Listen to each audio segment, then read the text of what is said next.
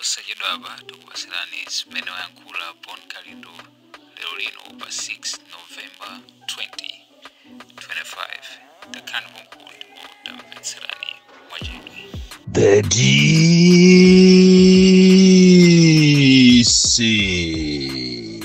Presidenti wantu osauka woyamba kuno ku Malawi amene sindimatopa konse ndipo ndizayima pa chilungamo ndipo ndizawalankhulira Malawi mopanda mantha. Ine sindimaopa unyolo ayi, ndipo unyolo ngati sukubwera pa ine ndimadabwa kuti kodi ndimangidwa liti, chifukwa ine ndimakhulupirira pa kuyima pa chilungamo poganizira ndi mmene akuvutikira Malawi muno Malawi, kuchokera kumsanje pakana kuchitipa, kota pakana kumchinji.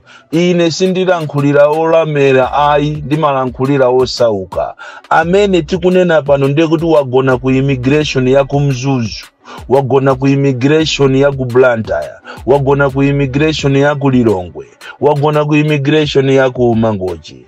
Amene akugona amene mumukayang'anisisa amene akufuna mapasipoti wo ndi anthu osauka olemera amangobwera ngati mene aliliwo ndi ndalama zawo angolowa ndikuwapangira pasipoti ndikumapita. Osauka onde amene akuuzidwa kuti ati ndi vuto la network komanso magesi kuno kulibe, the whole immigration office ati kumagwira ntchito opanda generator, kumamvesa chisoni azimayi ndi ana, anthu kumagona ku immigration ngati mene kumakhalira kalero kwa adimaki. Ndizomvesa chisoni kwambiri. Anthu amenewo ndi amene ine ndikuwalankhulira, anthu okuti ndi alikale pa ntchito ndi madziphunzisi, koma tikunena pano mphunzisiyo salary yake ndiyochepa, komanso akupasidwa salary yomonyenyeka, komanso akuzunziridwa no promotion. Ena anagwira ntchito kale promotion kulibe. Ine ndimalankhulira awo amene anachita retire pa ntchito koma pakana lero ngakhale pension yawo sakulandira. Tikudikirira kuti mwina boma limene la DPP likonza zinthu kuti anthu amene anapuma pa ntchito azilandira makobiri yawo pension yawo. Anthu amene onda amene ine ndimalankhulira, anthu amene akudikirira kulandira chakudya, akudikira kuti apeze fetereza osika mtengo, osaukisisawo amene sopano zasanduka sopano njomba. Anthu akuzunzika mizimu sopano kuzunzika kuti alembedwe kuti alandire feterezayo kapena akhale pa list ya anthu ochita benefit ndi feterezayo, ndiye kuti apange chibwenzi ndi mafumu, apange chibwenzi ndi akuluakulu wa VDC, apange zibwenzi ndi alangiza ku agriculture, kapena iya apereke ndalama. Ndi mmene tizikukhalira kuno ku Malawi katangale pena paliponse. Lero ndi alankhulira anthu ngati amene wawa, amene zimandipweteka kwambiri ineyo ngati president wawo, amene tikunena pano ena anachita connect kale magesi nyumba mwawo, anapanga wiring koma magesi wakulephera kubwera. Kwafusa Eskom wo kuti bwanze tsono magesi athu azabwera liti, akunena kuti kaguleni transformer kale ndikale imachokera ku Eskom konko, koma lero chifukwa chakatangale akuwauza anthu kuti azigula ma transformer. Munthu osauka transformer akaitenga kutiko, ndalama yake yokuti akagulire transformer yo ikachokera kuti munthu yondo osauka. Bola tuili kampani koma ayi muziko limene anthu amene ali obwera ndi amene amanjoya. Lero ma Chinese afika size yomapanga ziliza. Umadabwa kuti kodi police ya boma imanena kuti chani? Police ya boma munthu Chinese akachoke kwawo uko ndikumapanga kunoko ziliza Chinese. Amwenye ndi amene akunjoya muno Malawi, anthu okuda ndi amene akuzunzika. Timaona amwenye ena ali ndi mitima yabwino, amwenye oma achimalawi omafuna kuthandiza Malawi anzawo, amene wasunawonso akuvutikanso muziko lawo. Lero tiyamba ndi nkhani yochokera ku makhoti, amene akumakhoti apanga strategic plan yawo ya 2024 kapena 2025 to 2030 strategic plan njira kapena ndondomeko zoyendesera milandu muno Malawi. Timafuna tikuthokozeni inu aku makoti kuti mwapanga njira yabwino kwambiri yokuti mupeze ndondomeko zabwino zoyendesera milandu. Komano funso nkumafunsa kuti kodi over the years munapezapo zifukwa zimene zikupangisa kuti milandu isamakambidwe mwa chilungamo komanso mwa nthawi? Munayang'ana nkhani za corruption kumakoti? Chifukwa tu kumakoti kunde kuli vuto lalikulu.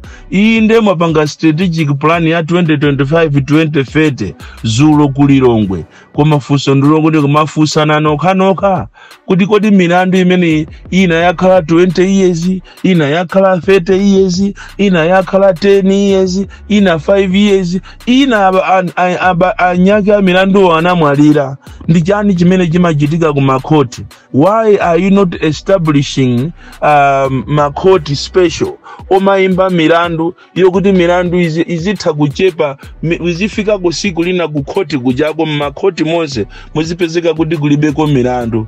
Izi zikupweteka Malawi ambiri kwambiri. Ena anayamba kudwala matenda chifukwa chodikirira chilungamo kumakoti. Kumakoti akuno kumalawi chilungamo ngati chiliko ndi cha anthu olemera, koma anthu osauka chilungamo sichimakhalapo. So pamene tikukuthokoza nino amakoti kuti mabweresa plan yabwino, mwapanga ndondomeko yabwino strategic plan ya 2025-2030 imene muti muyendesere milandu mmakoti, muganizire kwambiri milandu imene ndi yakalekale.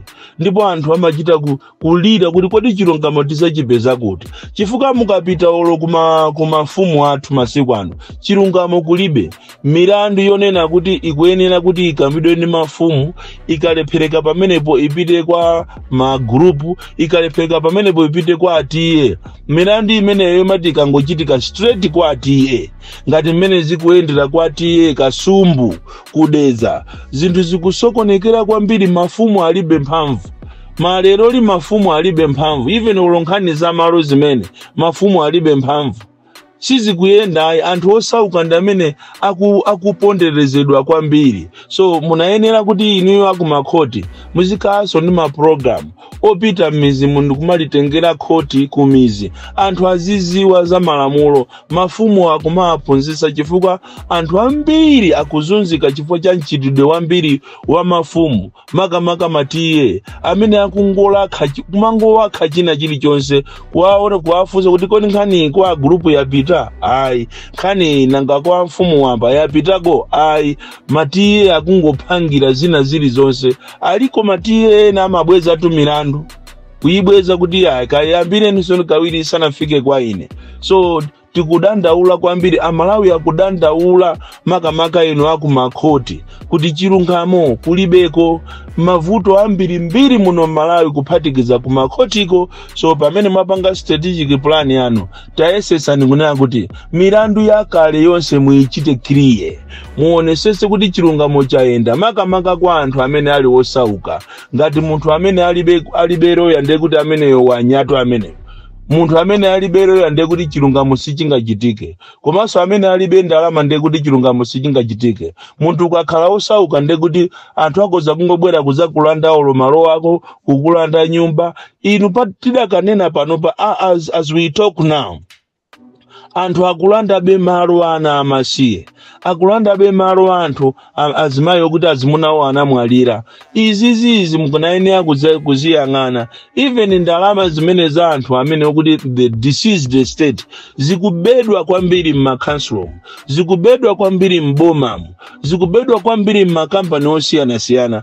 Anthu amene wakuti abwera zachite siki chilungamo, ayi ndithu pakana lero ndithu kupapeza amayi akudandaula kwambiri, azimayi akudandaula, ana akudandaula, ena akulephera pakana sukulu kuti apitirize sukulu chifukwa chokuti akusowa chithandizo.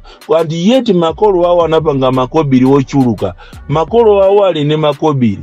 Milandu yawo pakana lero kukoti si kukambidwa. Izizi munayenera kuti ino akumakoti muziyang'anire. Mukupanga ntchito yabwino kwambiri, koma pena pake chilungamo kumakoti sichikuyenda. Chilungamo ngati chikuyenda kumakoti chikumayenda kwa anthu olemera. Nkhani ina imene tikufuna tikambe pano ni nkhani ya kumakoti konko, makamaka pamene milandu ina ikuyenda, makamaka anyamatawa azikwanje amene akumatolero amangidwa mawa atulusidwa pabero, akamatuluka ndikumangidwaso, ndikutulukaso pabero, akamatuluka ndikumangidwaso. Ndi amanena kuti tammenyeni galu muone mbuyache. Izi za anyamata azikwanje izi, anyamata amene wawa ozunguza mtauni mu ochokera kuzipani zosiyana takhala tikuzinena mbuyo mukunena kuti ino anyamata watachiteni temu, koma munkanena kuti amene jandu wa misala, amene jandu wa chamba, amene jakutumidwa ndi azipani zina kuti azinena za anyamata amenewa. Tinkanena mbuyo mukunena kuti ino AMCP tachiteni control anyamatawa. Siku lina anyamatawa azasanduka mikango. Lero mwaona anyamata aja akumatukwana apolisi, kumanyoza apolisi, kumaderera apolisi. Inuyo mukakana mbuyo mukuti anyamata amene jasiyano sino munkakana. Iwe ndikunena tu iwe makamaka olankhulira MCP sino paja munkakana kuti anyamata amene ajasimu kwaziwa. Lero kukoti kuja mukumapina ndikumakacheza nawo ndikumalankhula zokuti aye tipita tikalankhule ni mabungwe ona za ufulu anthu amene wawa akuzunzika. Mwaziwa liti kuti anthu amene ajawo akuzunzika? Mwayiwala kunena kuti mbuyo muso nanu muli mboma mumaazuzaso anthu kumamanga chonchicha. Mwayiwalira zokuti mwamangapo iniyo noma uje ni chisale noma ni chisale kumakuti akangotuluka kummanga pa khoti pompo, akangotuluka pa bero kummanga. Mwayiwalira zimenezo. Lero zikukupwetekani. Mwayiwalira zokuti ineyo so ngati Boni Kalindo mwanimanga so mu style imeneyo kundi tutulusa pa bero ndikunimanga nthawi yomweyo. Ulendo nane kukhunga kuja mukafuna kuti mukandiphe kujako, kuja mukafuna kuti mukandiyikire poison. Lero ufulu mwaufuna lero mwauziwa kuti kunja kuno kuli ufulu. Ndichifake timanena kuti nthawi zina kumasamala ndi nthawi. Lero ino AMCP muchita accept kunena kuti munatuluka mboma. Pamene munatuluka mboma muziwe kuti you are going to face the consequences. Takati kumakuuza ni za anyamata azikwanje. Koma ine munkanena kuti anyamata amene ositi kwaziwa akuatumiza anyamata amene ondi a DPP. Lero a DPP ajatolowa mboma, Mulungu atawadalisa asakasaka anthu amene amachita terrorizi Malawi aja ndikuamanga. Ndelero mwayamba kutani, mwayamba kudandaula kumanena kuti akuzuza anthu ndiye tifuna tilankhuleni mabungwe ache ndani.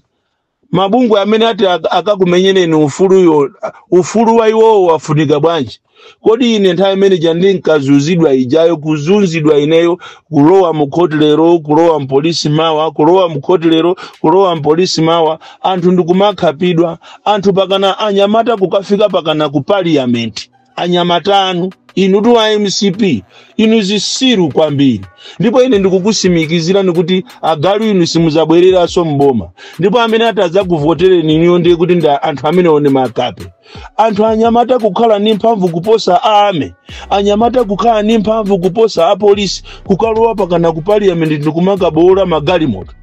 Ma CCTV ndikumajambula iniyo ndikumayima mu parliament zisiru iniyo ndikumanena kuti amene ositi kwaziwa. Kupita anthu mazipfunzisitu kuti akasume kwa employer wawo kuti malipiro sali bwino mazipfunzisi. Anthu ogwira ntchito mboma iniyo ndikupita pa area 18 paja patawa paja ndikumaka akhapa. Opanga mademo ndikupita ndikumaka akhapa.